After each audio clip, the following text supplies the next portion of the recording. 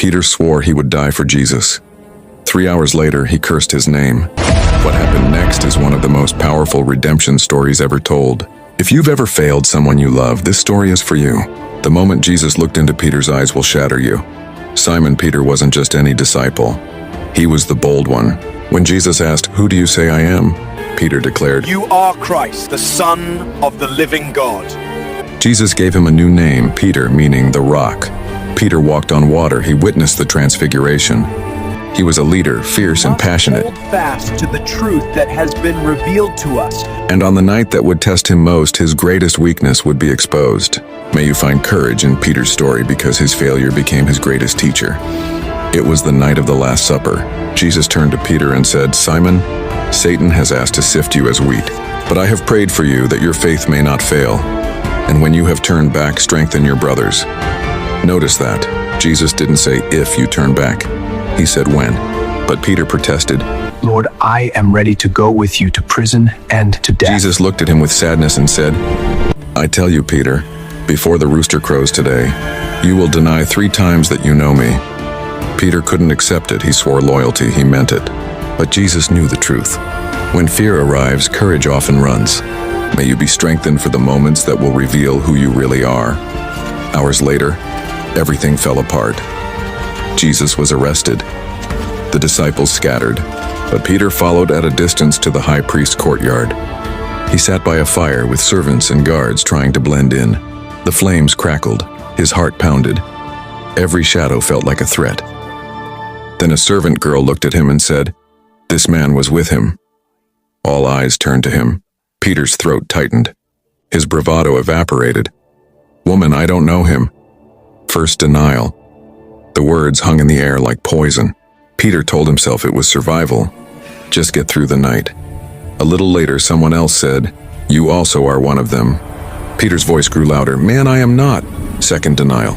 About an hour passed. Peter hoped he could just stay quiet, just blend in. But then another person said, "Certainly this fellow was with him, for he is a Galilean." Peter panicked. He began to curse and swear. "Man, I don't know what you're talking about." Third denial. Just as he finished speaking, the rooster crowed. This is the moment that breaks everyone. At the sound of the rooster, Jesus, who was inside being beaten and mocked, turned his head, and he looked straight at Peter, across the courtyard. Through the crowd, their eyes met. Jesus didn't say a word. He didn't have to. Peter saw it all in that gaze. Sorrow, love, disappointment, and a strange, unshakable grace. Peter remembered the words, "Before the rooster crows, you will deny me 3 times." And Peter ran. He went outside and wept bitterly. Not just tears, gut-wrenching sobs, the kind that come when you realize you've become what you swore you'd never be. Have you ever had a moment like this, where you didn't recognize yourself? You're not alone. Judas betrayed Jesus for money. Peter betrayed him out of fear. Judas felt remorse and chose death. Peter felt remorse and chose to wait. That's the difference. And that difference is everything. Your failure doesn't define you. Your response to failure does. Peter didn't run to death.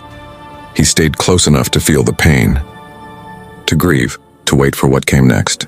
But Peter's story doesn't end in tears. 3 days later, something happened on a beach that would change everything. 3 days after the crucifixion, Jesus rose from the dead. He appeared to the disciples. He proved he was alive, but Peter was still carrying the weight of his denial. The last memory he had of Jesus was that look, the rooster crowing, his own voice cursing. How do you come back from that? So Peter did what broken people do. He went back to what he knew, fishing. It was early morning on the Sea of Galilee. Peter and 6 disciples had been out all night. They caught nothing. Empty nets, exhausted bodies. As dawn broke, they saw a figure on the shore. The man called out, "Friends, haven't you caught any fish?" "No," they answered. He said, "Throw your net on the right side of the boat." They obeyed. Suddenly, the net exploded with fish. John looked at Peter and whispered, "It is the Lord." Peter didn't wait. He threw himself into the water and swam to shore. When Peter reached the beach, Jesus was there, cooking fish over a fire of burning coals. The same kind of fire Peter had sat by when he denied him.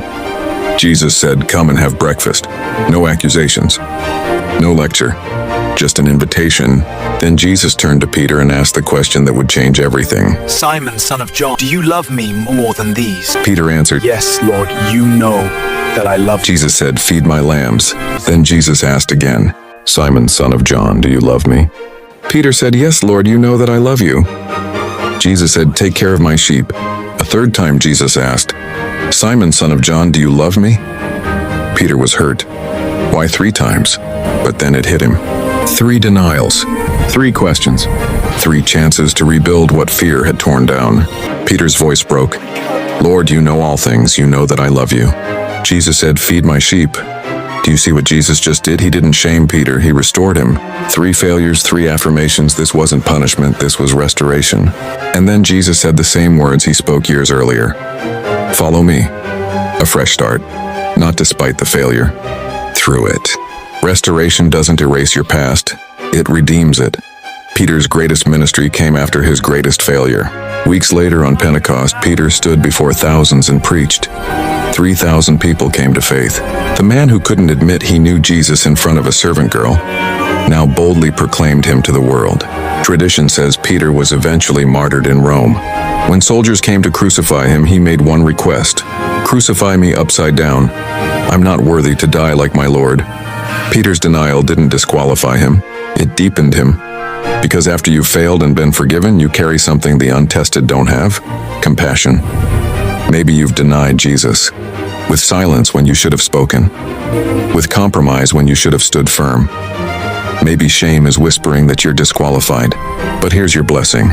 You are not Judas, you are Peter. The difference is not sinlessness, it's surrender. It's swimming to shore when you hear his voice. Your failure is not final. Your calling is not canceled. Your story is not over. Peter became the rock Jesus said he would be, not despite his failure, because of how he responded to it.